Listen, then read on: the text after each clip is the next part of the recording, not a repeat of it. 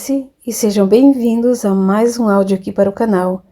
E hoje nós teremos o segundo capítulo da segunda fase do livro O Verdadeiro Amor. Mas antes, peço que você já deixe sua colaboração no canal, curtindo, comentando e, se não for inscrito, se inscrevendo também, claro. Como eu sempre digo, não custa nada para vocês e para mim significa muito. Além de me ajudar a incentivar, vai fazer também com que o YouTube indique o canal para mais pessoas e faz com que esse conhecimento vá mais longe, certo? Então agora vamos para o segundo capítulo, a regressão. Os mentores voltam a se reunir no grande salão. Todos sabem que esse momento será importante para o futuro de alguns irmãos e que esta será uma reunião mais demorada. Como sempre, essas reuniões são para tratar de resgates karmáticos provocados pelos atos e atitudes enquanto encarnados. Um dos mentores de nível mais elevado inicia a reunião. Estamos aqui reunidos e cobertos por nossos guardiões para que nenhuma influência externa interfira ou prejudique nossos trabalhos nessa sessão. Além de nós aqui presentes, adentraram pelo portal de acesso apenas o nosso irmão Misael, que é o mentor responsável por acompanhar e avaliar a evolução dos irmãos Pablo e Gatiúcha, que estão sendo conduzidos até aqui por nosso irmão mentor. Esta reunião tem como objetivo mostrar aos irmãos as consequências dos atos e atitudes deles no plano material e deixá-los tomar as decisões futuras que eles preferirem. Lembrando que, nesse caso, não poderemos mostrar ou mencionar a eles quais as consequências ou dificuldades que terão em cada decisão. Lembrando também que os irmãos aprenderão e ajudarão muito em suas missões, mas deixaram pendências em aberto, que antes seria inviável ser corrigido. Porém, hoje já é possível darmos início a corrigir essas pendências, uma vez que os irmãos, durante este período, foram preparados para o caso deles decidirem por resgatar e corrigir os erros do passado. Neste momento, um dos guardiões anuncia a chegada do mentor Misael e dos irmãos Pablo e Gatiúcha, e tem a permissão para deixá-los adentrar ao salão. Assim que entraram, são convidados a sentarem em volta de uma grande mesa branca, em um salão onde as paredes têm um tom azul celeste e grandes colunas brancas. Na ponta da mesa ficam os mentores que presidem a reunião.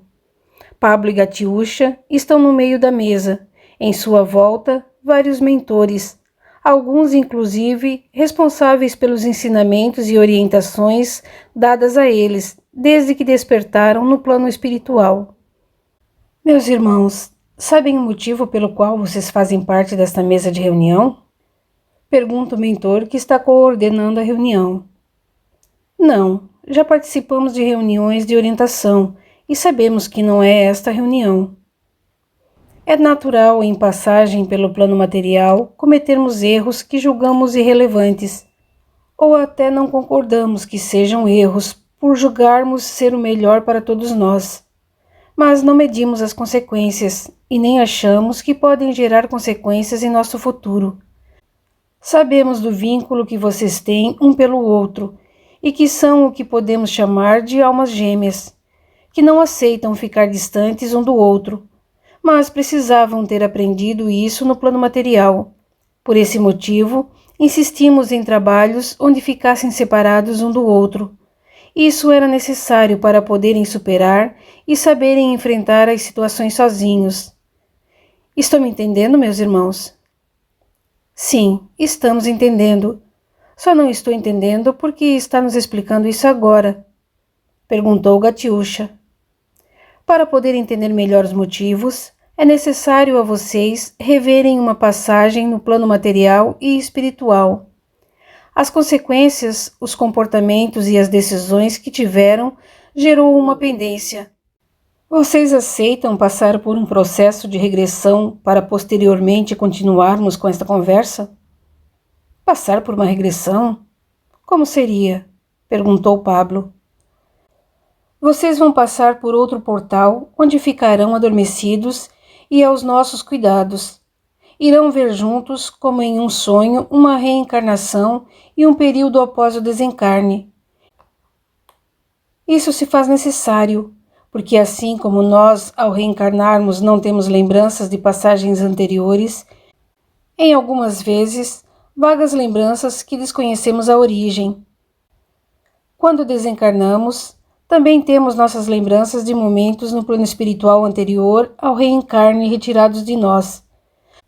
Somente alguns espíritos mais elevados, que vão ao reencarne com missão de níveis muito elevados, conseguem ter lembranças do passado, explicou o mentor. É preciso dizer, meus irmãos, que somente farão se for de vontade do interior de vocês. Se forem por curiosidade, não conseguirão ter acesso às imagens e nem às informações, e devem estar preparados para ver sem julgar, somente entendendo o que aconteceu, somente o entendimento. Podemos continuar com a reunião? Explicou Misael. Eu aceito fazer a regressão. Eu também aceito. Estão se sentindo preparados, meus irmãos? Estamos sim, afirmou Gatiúcha. Pois bem, então acompanhem nossos irmãos que irão conduzi-los para o local para podermos iniciar o processo de regressão. Uma coisa muito importante, mantenha as emoções equilibradas, pois pode atrapalhar e não poderemos repetir o feito outra vez. Nos foi dado permissão para uma única tentativa. Pablo e Gatiúcha são conduzidos por outros mentores até um portal na lateral da sala. Ao entrarem no local, exalava um leve aroma de flores e um ruído suave de água. O ambiente tinha iluminação reduzida. Os dois foram colocados confortavelmente sobre um divã que levitava no local. Sobre a cabeça de ambos foi colocado um capacete grande onde iria conectar os dois com o processo de regressão. Como esse processo exige um despreendimento energético, focos de luz cromoterápica são direcionados aos dois para mantê-los energizados durante todo o processo, e os dois adormecem. De início, o que eles veem é um grande clarão de luz que os leva até uma reencarnação no ano de 1652. Ela, uma bela jovem chamada Rania. Ele, um jovem de nome Felipe. Vivem em castelos diferentes e distantes um do outro. Um fica na região hoje conhecida como Escócia, o outro, onde hoje é a Inglaterra. Um nobre jovem chamado Stevenson é o irmão mais velho de Philip, por parte do pai, pois a mãe dele faleceu após o nascimento do bebê, depois de ter contraído uma forte gripe. Stevenson é Juliano, nesta reencarnação, que ainda tem Julia reencarnada em Mariette, uma prima por parte de mãe de Philip, que nasceu na França e se mudou com a mãe para morar no castelo da família de Philip e Stevenson. O conde de Schattenberg, neste instante, está com sua esposa e os filhos, a condessa Dorothy, em volta de uma enorme mesa, onde fazem as refeições. Na mesa também está Mariette e sua mãe Gorete, e os criados em volta da mesa. Enquanto fazem a refeição, o conde conversa com o filho Stevenson. Stevenson já está com 21 anos. Está ficando sempre comigo, cuidando de nossas terras e do comércio em nosso reino. Como é o primeiro sucessor do meu trono, precisamos arranjar uma noiva para você. Acho que o conde está querendo ser avô e vindo com esta conversa de casamento para o seu lado, meu irmão. Sem brincadeira, Philip, o assunto é sério. Já estou ficando velho e preciso preparar o seu irmão para me suceder no trono. Para isso, é imprescindível que esteja casado com uma princesa ou qualquer outra nobre, pois temos de manter os interesses da família. E quem será escolhida pelo meu marido para se casar com Stevenson? Na semana que vem, eu vou sair em viagem para resolver assunto de comércio. Vou aproveitar e me reunir com os nobres no castelo de Chatemburgo. Lá irei ver alguns nobres e reis que tenham interesse em unir as famílias pela prosperidade das terras e fortalecer as armas. Posso pelo menos escolher a noiva? Claro que não. Será a filha mais velha que ele tiver solteira. E se eu não gostar dela? Quando ela te der um filho homem, você vai gostar. Não se preocupe com isso agora. Posso ir junto à reunião, pelo menos? Philip ainda não está preparado para assumir o negócio sozinho. Só estou indo tranquilo porque sei que vai tomar conta do nosso castelo e de nossa família. Está bem, meu pai. Eu fico.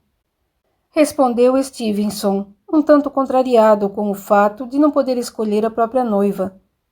Após a refeição, Stevenson foi para uma das varandas do castelo e ficou olhando para o horizonte. Philip e ele são muito unidos. Philip se aproxima e brinca. Não adianta ficar esperando ela chegar agora. O conde ainda nem escolheu a noiva.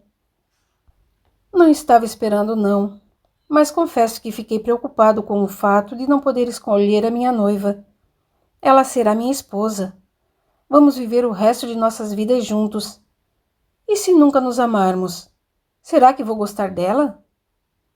Neste ponto, sou obrigada a dizer que os nossos colonos são muito mais privilegiados. Eles escolhem seus parceiros pelo amor, se amando de verdade desde o início, enquanto nós escolhemos pela permanência e engrandecimento do poder. Concordo, Philip, mas se não for assim, nos enfraquecemos e perdemos prestígio perante o rei e os outros reinados. Prefiro perder o prestígio do que viver com quem eu não irei suportar ver ao meu lado. Papai vai saber escolher uma noiva ideal. Ele não vai querer enfeiar o castelo. Ou será que vai? Se é este o seu medo, é fácil. É só não olhar muito para ela. Já imaginou se casando com uma noiva sem dentes e com a cara toda torta? Pare de brincadeira, Philip. O assunto é sério. Só estava querendo te distrair um pouco. O que os dois estão conversando? Perguntou Mariette. Nada demais. É só o Stevenson preocupado com a futura noiva. Stevenson, ainda é cedo para isso. Deixe o seu pai cuidar disso. Confie nele. Ele vai saber escolher a noiva ideal. Espero que sim. Bom, vou me deitar. Eu tive um dia cansativo hoje. Boa noite para vocês. Boa noite, meu irmão. E sonhe com a noiva. Philip faz uma caricatura imitando uma pessoa com a cara torta. Todos riem. Após Stevenson se afastar, Philip se aproxima de Mariette. Achou que seria escolhida? Não gostei da brincadeira. Mariette, sabe que não estou brincando. Vejo como olha para Stevenson. É discreta, mas deu para perceber que olha para ele como um homem e não como um primo torto. Por favor, Philip, não comentou com ninguém sobre isso. Claro que não. Ele também está grudado com o papai e jamais perceberia qualquer coisa em volta dele. Seu pai jamais me escolheria. Sou mais velha que Stevenson e a minha família não tem nada a oferecer. Desde que o papai morreu, perdemos tudo e viemos morar aqui graças à sua mãe. Você sabe disso. Eu me lembro de quando chegaram. Eu ainda era muito pequeno. E me lembro que no começo meu pai não gostou nem um pouco da ideia. Sem dote, não acredito que um dia irei conseguir um casamento à altura da vida que temos. Quem sabe um dia aparece um príncipe em seu cavalo e a leva para se casar com ele. Sempre soltando as suas piadas. Obrigada, mas não tenho esta ilusão mais. Bom, vou me deitar. Amanhã quero levantar bem cedo para passear entre os colonos e ver como está o comércio. Esta não é a função do Stevenson? É, mas eu gosto de fazer isso, mesmo meu pai não percebendo. Boa noite, Philip. Boa noite, prima. No dia seguinte, Stevenson e o conde levantaram cedo e foram andar no entorno do castelo, ver como anda o comércio, e aproveitaram para arrecadar os impostos do mês. Sempre muito altivo e soberano, o conde sempre anda com alguns soldados em sua volta, e sempre tratando os colonos com desprezo. Isso incomoda a Stevenson, que observa a atitude do pai e sabe que não poderá criticar, pois ele não aceita ser contrariado. Durante a ronda, eles encontram Philip. O que faz aqui sem o meu consentimento? Desculpe, meu pai, só quis dar uma volta no mercado para aprender como as coisas aqui funcionam. Aqui quem vai cuidar é seu irmão. Já que quer uma atividade, irá para a guarda. Quero que aprenda a cuidar do nosso reino. Para a guarda? Por que eu irei para a guarda do castelo? Para aprender alguma coisa de útil. Teu irmão é muito jovem e com certeza irá me substituir por muitos anos após ele assumir. Está bem, meu pai. Irei acatar as suas ordens. Quando voltarmos, eu irei passar as instruções para o chefe da guarda. Quero que aprenda a manusear uma espada. Aliás, os dois irão aprender a manusear espada. O conde continuou andando com a guarda pelo comércio. Stevenson o acompanhou e Philip preferiu andar pelo campo até um riacho que fica próximo ao castelo. Ali ele se sentou debaixo de uma árvore e ficou pensando em como iria se sentir quando chegasse a hora do seu pai escolher a sua noiva. Um pensamento que não o agradou muito, já que não gostaria de estar ao lado de uma estranha que não fosse do seu agrado e não sentisse amor por ela. Ficou pensando também na situação de Mariette. Sabe que o melhor casamento que ela poderá arranjar será com um lorde viúvo e velho, já que não possui dotes e nem pai vivo, o que dificulta a negociação de um casamento, pois seu pai não a aceita muito bem em seu castelo. Mas como é sobrinha de sua mãe, para agradá-la, ele permite que ela e Gorete fiquem no castelo. Este lado autoritário do conde incomoda os dois irmãos, pois tanto Philip quanto Stevenson foram criados pela mãe de Philip. Dorothy, que apesar de pertencer à família nobre, sempre foi muito simples e nunca ensinou os dois a tratar mal ou humilhar ninguém, nem mesmo os criados do castelo. Quando o conde viaja e fica alguns dias fora, o clima no castelo fica muito melhor. A energia fica mais limpa e branda, e tudo o que Philip não quer é herdar do pai este gênio que desagrada a todos e assusta a Philip e Stevenson. Philip retorna ao castelo e, sem opção de escolha, comunica ao seu pai que irá iniciar o treinamento com a guarda do castelo. O conde pede para que ele fique bem treinado com a espada, o escudo e quer como ponto forte o arco e flecha. Philip dá início aos treinamentos. Após alguns dias, durante a refeição da noite, o conde faz o comunicado. Nas próximas semanas estarei viajando para negociar algumas mercadorias e depois irei para a corte e lá irei negociar o casamento de Stevenson. Quero que cuidem de tudo por aqui enquanto estiver fora e cuidem da minha esposa. O senhor vai conhecer a minha futura esposa? Claro que não. Nesta reunião, somente os homens estarão reunidos. Após eu negociar seu casamento, marcarei uma festa em nosso castelo e os convidarei para vir até aqui e apresentar a filha dele a todos nós, e aproveitamos para marcar o casamento. É tão estranho negociar meu casamento desta forma. Como posso ter certeza que poderei ser feliz se nem sei se iremos gostar um do outro, se vamos nos entender? O que vocês têm de entender é que o casamento para nós tem de ser um bom negócio para as nossas riquezas e produção de nossas mercadorias, seja o leite, o queijo, as frutas, tudo o que plantamos em nossa região.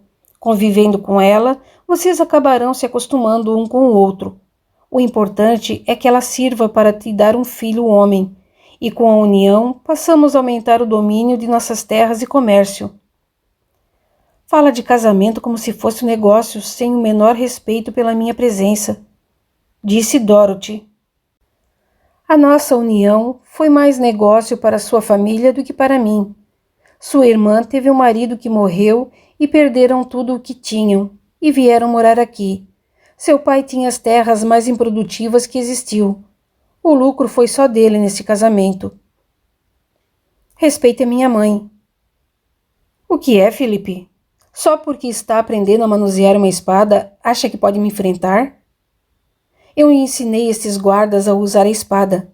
Se quiser me enfrentar, terá de aprender muito ainda, pois a sua luta acaba antes de empunhar a espada. Felipe, aquiete-se, meu filho. Seu pai tem razão. Afinal, na nobreza, todo casamento é um negócio. Não quero que brigue com seu pai.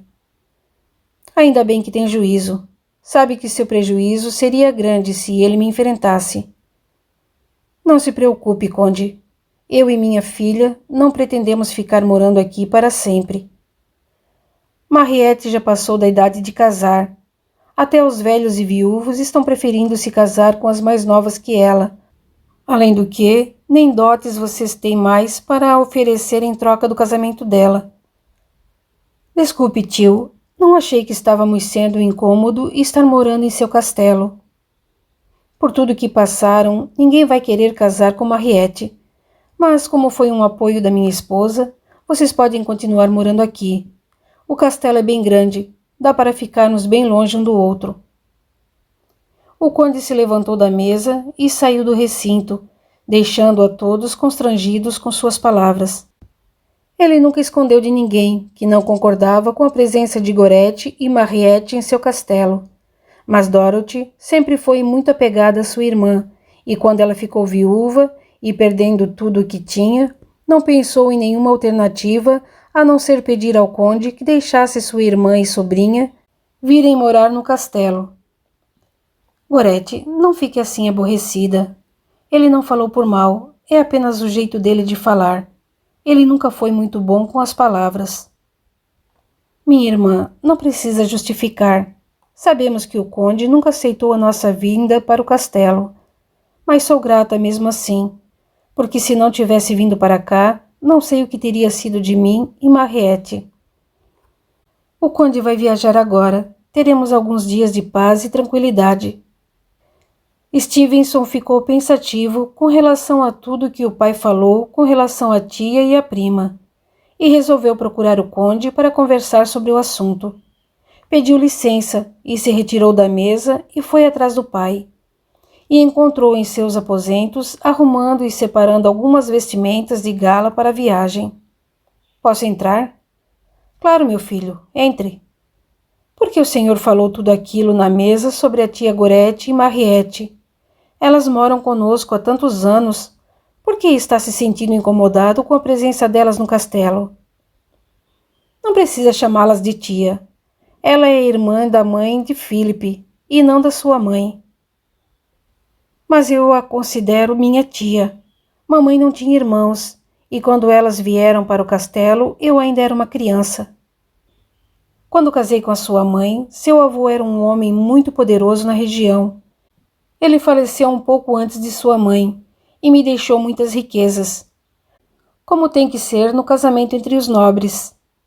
Já o pai de Dorothy praticamente me vendeu a filha quando fiquei viúva de sua mãe. Estava sozinho, precisava de uma companhia.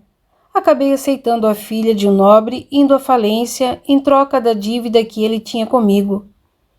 Gorete era casada com um primo, que na época do casamento era muito rico, mas acabou gastando todo o seu dinheiro com as mulheres da taberna. Além disso, era um péssimo negociador, acabou falido e morreu de tanto beber.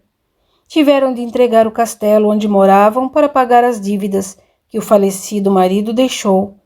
Como elas foram para a rua sem nada, Dorothy implorou para que as deixasse vir para cá por uns dias, até elas conseguirem um lugar para ficar. Eu não queria, porque elas carregam com ela a falência do marido. Isso era ruim para os meus negócios. Uma vez, logo em seguida, fui fazer uma viagem e quando voltei, elas já estavam aqui.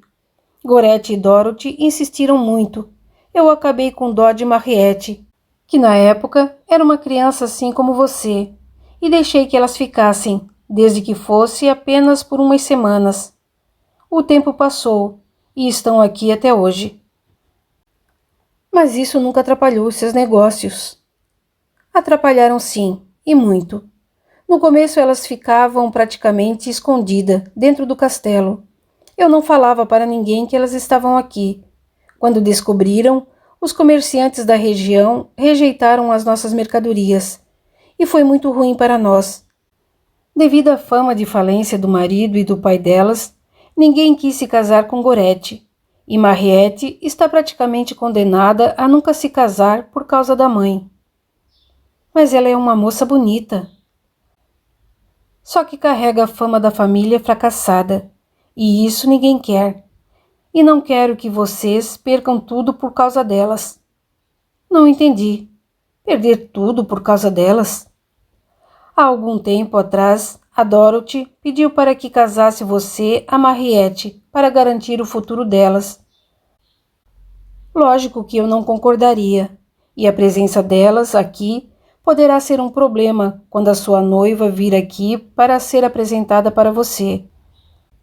E quanto a Mariette, o que o senhor pretende fazer? Isso depois eu penso que vou fazer, mas a presença delas poderá provocar uma rejeição por parte do pai da sua futura noiva, por não aceitar a presença de uma mulher solteira que não é de seu sangue, vivendo dentro do mesmo castelo que você. Mesmo sendo praticamente uma prima? É solteira e bonita. Como não consegue casamento, eles podem acreditar que ela satisfaz as suas necessidades de homem. Me entende? Sempre respeitei a Mariette. Se tivesse faltado com respeito com ela, eu teria colocado os dois para fora do castelo, e ainda teria de obrigá-lo a se casar com ela. Mas isso tudo, em sua opinião, é motivo para ter tanta raiva e falar tudo aquilo na mesa? Muita coisa somente entenderá com o tempo. Agora me deixe sozinho. Preciso me preparar para a viagem e depois vou conversar com você para te deixar algumas instruções para o período que estiver fora. Agora vá, me deixe só. Está bem, mas vê se escolhe uma noiva bonita, pelo menos. A maior beleza que ela pode te dar são os dotes do pai dela. Stevenson saiu dos aposentos do conde e foi andar no jardim do castelo. Ficou sentado, pensando em tudo que seu pai disse e como será a noiva a ser escolhida para ele. Philip e Mariette estão na sacada do castelo olhando para o horizonte, chateado com os comentários do conde. Mariette prefere não conversar. Philip até tenta uma brincadeira, mas sem sucesso. Mariette se desculpa e se recolhe aos seus aposentos. Philip acaba fazendo o mesmo, já que a noite está caindo. Stevenson ficou no jardim até altas horas da noite, pensando e tentando se lembrar do rosto de sua mãe. Neste instante, uma luz se aproxima dele. Era sua mãe. Ela o irradia e, como se sonhasse acordado, ele conversa com ela por alguns instantes. Após alguns minutos, ela se afasta, e com ela a luz que os cobriam. Acreditando que havia dormido e sonhado no jardim, também se recolheu aos seus aposentos. No dia seguinte, todos acordam cedo e se reúnem para o café da manhã. O conde, já com as malas prontas para a viagem, comunica a todos que está de partida. Vou hoje mesmo iniciar a viagem que tenho de fazer para tratar de negócios, e depois irei à corte, onde me reunirei com o rei e outros reinantes do nosso território. Vou ficar mais de um mês fora. Philip, quero que continue seu treinamento e será o responsável pela segurança do castelo. Stevenson, antes de partir, preciso passar algumas ordens para ser cumpridas.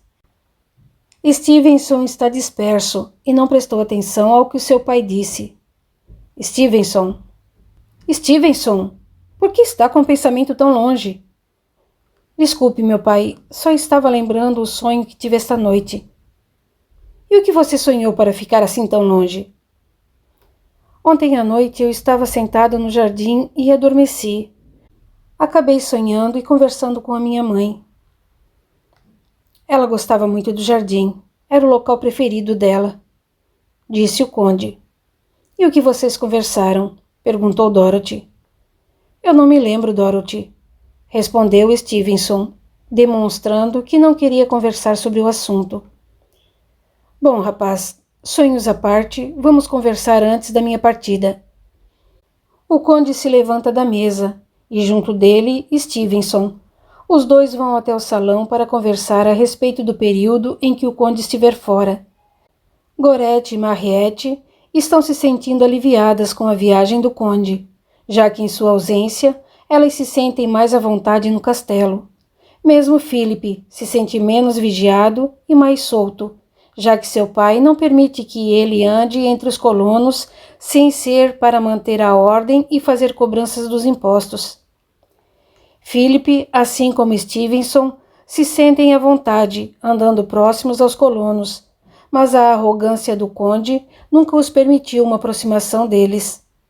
Dorothy sabe que Gorete se sente desconfortável na presença do conde e está gostando da ideia de o conde ficar mais de um mês fora do castelo, pois sabe que será um período de paz no castelo. Após uma longa conversa, o conde se despede de sua família, se junta à comitiva e dá início à sua viagem. Philip encontra Mariette sentada no jardim do castelo muito triste e demonstrando muita preocupação. Pensando em Stevenson? Philip, por favor, não quero que ninguém saiba que gosto dele. Estamos sozinhos. Está triste porque meu pai foi atrás de uma noiva para ele? Tinha esperança que com o tempo ele passasse a gostar de mim e a gente pudesse se casar. Minha mãe até conversou com a sua mãe a respeito, mas o conde... Nem precisa falar. Ele jamais iria casar vocês dois, a não ser que seu pai não tivesse perdido toda a fortuna que tinham. Eu sei, mas os sentimentos da gente ninguém controla ou manda, e já me sinto incomodada com a possível presença da noiva de Stevenson. Cheguei até a pensar em fazer uma loucura para forçar o casamento. Não faça isso, prima. Meu pai é capaz de nunca perdoar vocês e ainda mandar os dois para bem longe e deserdar o Stevenson. Não me importaria. Começaria do nada. O importante seria ter ele ao meu lado. De repente pode parecer alguém que você goste e queira se casar após o casamento de Stevenson. No noivado dele vão vir muita gente importante, com certeza. Sem dotes, será praticamente impossível alguém querer casar comigo. Nunca perca a esperança. A gente nunca sabe o amanhã. De repente, a noiva de Stevenson será uma mulher feia, e ao invés de querer casar, ele queira fugir, e aí poderá ser a sua oportunidade. Sem brincadeira, Philip. Depois do casamento de Stevenson, acho que será melhor eu ir embora. Não sei se irei conseguir morar aqui no castelo com a esposa dele. E vai para onde? Para a França. Mesmo em tempo de guerra, por lá eu tenho alguns parentes distantes, por parte do meu pai. Eles deixaram de ser nobres devido à guerra, mas tenho umas lavouras.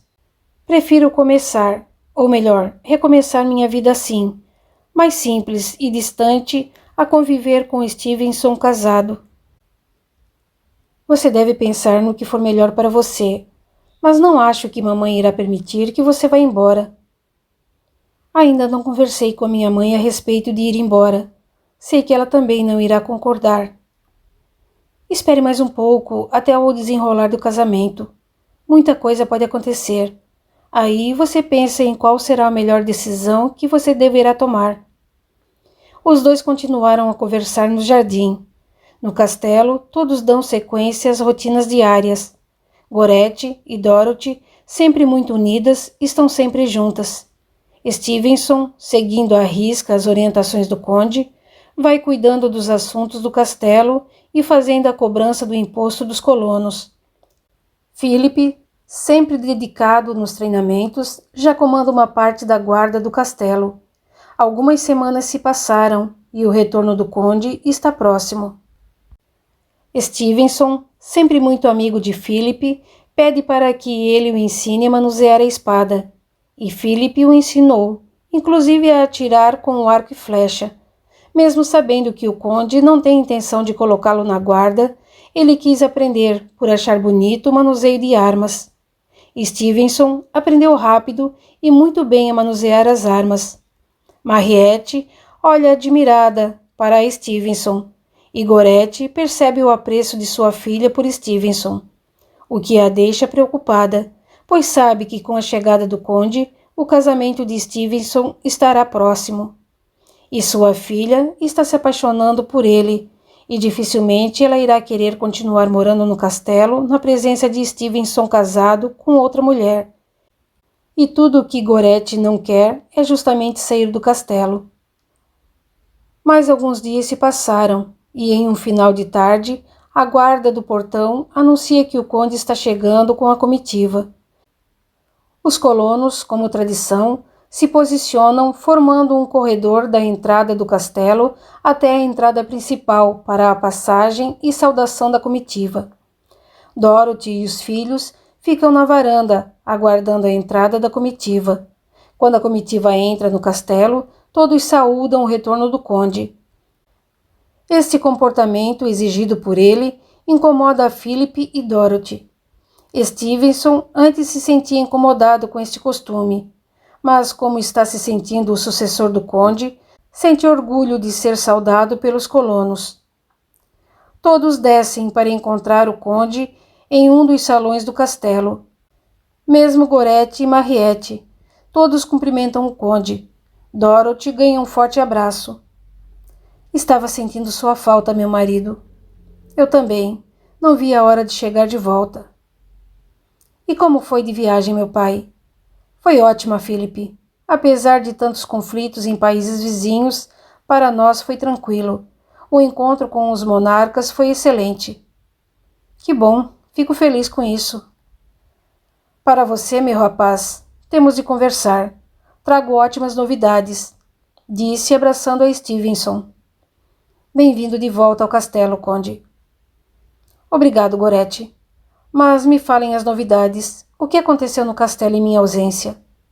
Seguimos todas as suas orientações, meu pai, e está tudo em ordem no castelo, disse Stevenson. Que bom. Fico feliz em saber que posso confiar a vocês os nossos negócios em minha ausência. O conde, em companhia da esposa e dos filhos, vai caminhando e conversando entre eles. Gorete e Mariette tomam outro rumo dentro do castelo, e Gorete inicia uma conversa que Mariette nunca esperava. Está preparada, minha filha? Preparada para quê? Tenho observado como tem olhado para Stevenson nos últimos tempos. Não adianta querer me enganar. Deu para perceber em seus olhares que você está ficando apaixonada por ele. Mas alguém percebeu? O conde não permitiria que eu fique aqui se ele descobrir isso. Bem provável que ele prefira que a gente vá embora. O conde não está nem um pouco preocupada com nós duas. É verdade que se você se casasse com Stevenson, seria a melhor solução para nós duas. Mas o conde mal nos suporta aqui. Mas você não respondeu à minha pergunta. Não sei se estou preparada para ver Stevenson se casando com outra mulher, mas estou tentando desfazer desse sentimento. Às vezes acho que a melhor solução seria ir para bem longe de tudo isso e voltar para a França. Nós temos parentes por lá. O papai tinha alguns primos. A gente podia ir para lá. E viver na miséria como eles estão hoje? Prefiro que controle os seus sentimentos e depois a gente encontra uma solução para nós duas. Mas por enquanto, ir para a França está totalmente descartado, mesmo porque lá está em guerra e é melhor ficarmos por aqui mesmo. Mariette percebe que terá dias difíceis pela frente, mas entende a posição da mãe, já que a mesma perdeu tudo devido às dívidas que seu pai contraiu e também por causa da guerra. E não gostaria de voltar a vivenciar uma guerra. Sabe o quanto é dolorido e sofrido este período, e você nunca sabe qual a região irá sofrer os ataques. Quando a noite cai, todos estão ceando e conversando. O conde chama a Stevenson e Dorothy para uma conversa em seus aposentos. Todos sabem o assunto, mas o conde prefere ter privacidade na conversa. Queria conversar com vocês sobre um dos meus objetivos para esta viagem. O noivado de Stevenson?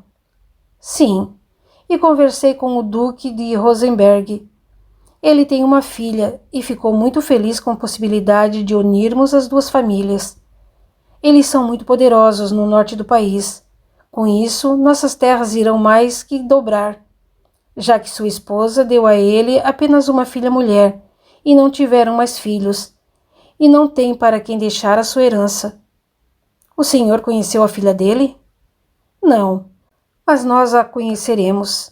Já combinei com ele, e no solstício da primavera ele irá nos visitar, e ficarão hospedados aqui por um bom período, o suficiente para vocês dois serem apresentados e noivarem. E se eu não gostar dela, ou ela de mim? Lembre-se do que irá herdar, e se casará assim mesmo. É uma oportunidade única. Não temos por que perder esta oportunidade. Ela é uma moça nova, está com 17 anos, e terá muito tempo pela frente para um gostar do outro. Se não gostar um do outro, que pelo menos ela te dê um filho homem. Está bem. O solstício ocorre em 90 dias. Vou fazer como manda. E se der tudo certo entre eu e o pai dela, no final da primavera vocês dois se casam. Já tão rápido? Faça como estou mandando e não se arrependerá.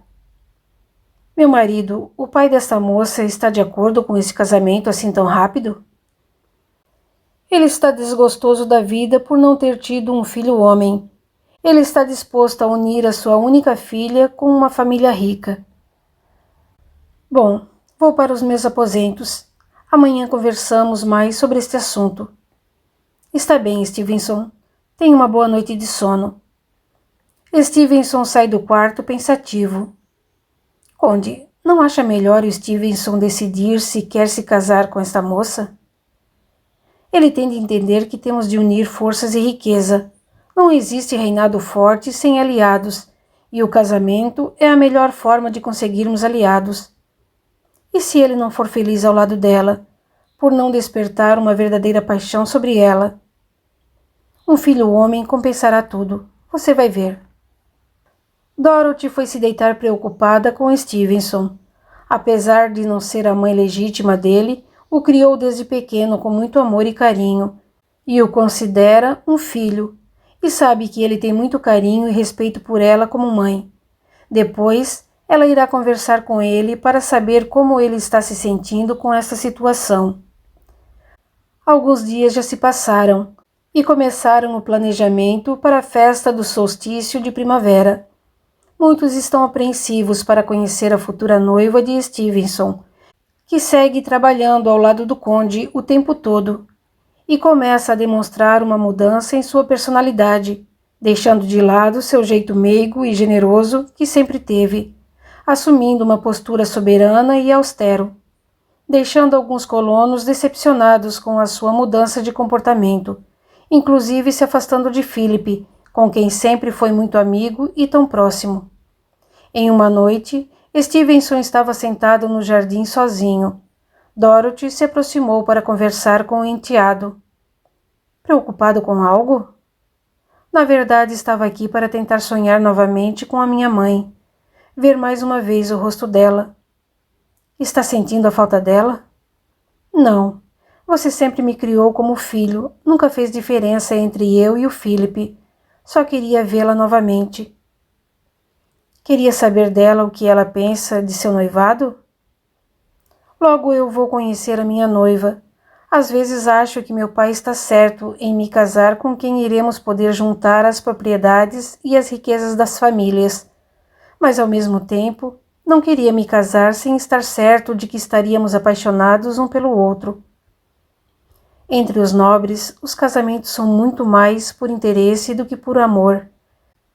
Mesmo que a princípio vocês não se gostem, com o tempo vocês vão acabar gostando um do outro, aprendendo a conviver com as manias de cada um. Você precisa aprender a respeitar a individualidade dela e as vontades também. É difícil de aceitar o casamento desta forma, mas infelizmente isso acaba sendo necessário. Eu sei, mas tem alguma coisa que me incomoda. Pode falar. É Mariette. Ela me olha diferente nos últimos tempos. Diferente como? Me olha admirando, como se quisesse me falar algo, mas não diz. Você já conversou com ela? Não, mas acho que ela está gostando de mim. E do jeito que ela me olha, eu fico sem graça às vezes. Você alguma vez a desrespeitou? Ou ela desrespeitou você? Nunca. Jamais eu faltaria com respeito com alguém da família, mesmo sendo um parente distante. Eu considero Mariette como minha prima legítima. Fico contente em ouvir isso, mas não se preocupe com Mariette. Mesmo que ela esteja interessada em você, tem reconhecimento do seu compromisso com a filha do Duque de Rosenberg. Se lembra de uma noite que falei ter sonhado com a minha mãe? Lembro. Eu nunca quis comentar, mas ela me pediu para ficar atento a Mariette. Só queria entender o porquê. Nós temos a liberdade de escolha do que queremos para nós. Talvez ela apenas quisesse avisar que Mariette estaria interessada em você, mas isso não quer dizer que ficarão juntos. Acho que ela queria dizer algo diferente, só não sei o quê. Pode ser que, com tanta responsabilidade que seu pai lhe deu, te deixou um tanto preocupado em fazer tudo correto. Acho que devo assumir o trono e dar sequência a tudo, mas às vezes isso me assusta, não sei se estou preparado. Deixe os dias avançarem um por vez, sem pressa. Não queira abraçar mais o que seus braços podem. O andar lento é mais preciso que uma corrida. Obrigado, Dorothy. Vou pensar em tudo o que você me disse. Vou me recolher. Se sentir vontade de conversar, pode me procurar. Obrigado. Vou me recolher também. Os dois entram no castelo para se recolher para dormir. O que eles não perceberam é que o espírito da mãe de Stevenson estava o tempo todo ao lado deles, passando para Dorothy as palavras que queria falar para o filho, dando a ele seus conselhos, menos na questão de Mariette, pois não pôde intervir em o que está no seu destino. Muitas vezes o destino nos põe opções a serem seguidas, que não entendemos quando se aproxima, mas com o desenrolar das situações, percebemos quais seriam as opções que poderíamos ter seguido. Mas, se permitirmos que situações desfavoráveis se evoluam, isso nos trará consequências muitas vezes sem volta. Alguns dias se passaram e o castelo já está todo decorado para a chegada do solstício de primavera e a chegada da família do Duque de Rosenberg, futura noiva de Stevenson. O castelo está todo enfeitado e, como é primavera, em torno do castelo está todo florido. A guarda está usando um uniforme de gala, todas as portarias brilhando, até as armaduras que ficam pelo salão estão brilhando. Um dos soldados, enviado pelo conde para fazer a escolta de honra e acompanhar a comitiva do Duque de Rosenberg, retorna em um só galope e anuncia que a comitiva está a pouco mais de 1 hora de chegar ao castelo. Todos do castelo, inclusive os colonos, ficam posicionados para receber a comitiva. Continua no capítulo 3. Até lá!